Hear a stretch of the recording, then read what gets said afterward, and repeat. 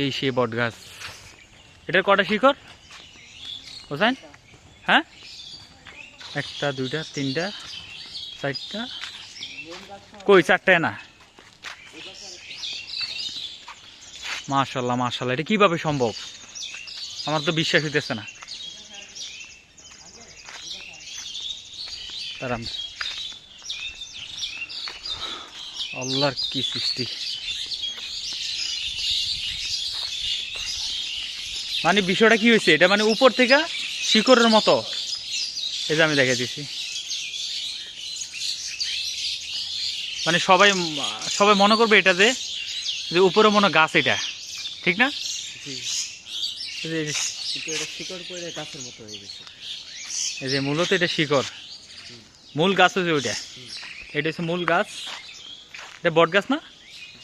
এটা হচ্ছে মূলত বট গাছ। এই যে যেটা দেখা যাইতেছে এটা হচ্ছে মূল বট গাছটা, কিন্তু এটা শিকড়ের মতো দুইটা, ওগুলোর আলাদাভাবে যদি দেখতে যান মানে বিশাল বড় গাছের মতন, দেখলে কেউ বিশ্বাসও করবে না এটা যে শিকড়। বিশাল বড় গাছ, এই যে সুবহানাল্লাহ, কিভাবে সম্ভব এটা? আমি না দেখলে বিশ্বাস করতাম না, হঠাৎ করে দেখলাম তারপর বিশ্বাস করলাম। এই যে জোড়াগুলো দেখাচ্ছে আপনাদেরকে, এরকম কয়টা? একটা দুই, এই যে এক দুইটা তিনটা চারটা পাঁচটা, চমৎকার তো। এটা কি শুরু থেকে হয়েছে? এটা কি অনেক আগে থেকে না? এটা মনে হয় ঈদগাহ। যাক,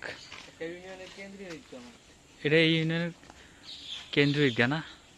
এই ইউনিয়নের নাম কি? 10 নং ঝাউগড়া ইউনিয়ন পরিষদ। আচ্ছা, 10 নং ঝাউগড়া ইউনিয়ন পরিষদ কেন্দ্রীয় ঈদগাহ মাঠ। এখানে ঈদের নামাজ পড়ে না? খুব সুন্দর তো, এই তো মেম্বার। তবে খুব গাছটা দেখে অবাক হয়ে গেলাম, খুব চমৎকার একটা বিষয় দেখলাম, যে আল্লাহ চাইলে কি না সম্ভব। যে এগুলা একটা শিকড় মনে হইতেছে না, আমার কাছে মনে হয় যে বিশাল বড় গাছ, যে এইখান থেকে পড়ছে। এটা কিভাবে সম্ভব? এটা কি আসলে শিকড়? শিকড় কিভাবে সম্ভব? মানে অনেক এই যে ছোট্ট একটা শিকড়, এই যে আপনারা খেয়াল করে দেখবেন, এই যে এইটাও একটা শিকড়, এটা একটা শিকড়, এটাও পড়তেছে আস্তে আস্তে, হয়তো এটাও মোটামুটি একটা গাছের মতো হয়ে যাবো পুরা মাটিতে। দেখলে বিশ্বাস হবে না এটা যে শিকড়, এই যে মনে হয় যে বিশাল বড় এটা একটা গাছ। অবাক করে একটা বিষয়। যাক, খুব ভালো লাগলো দেখা।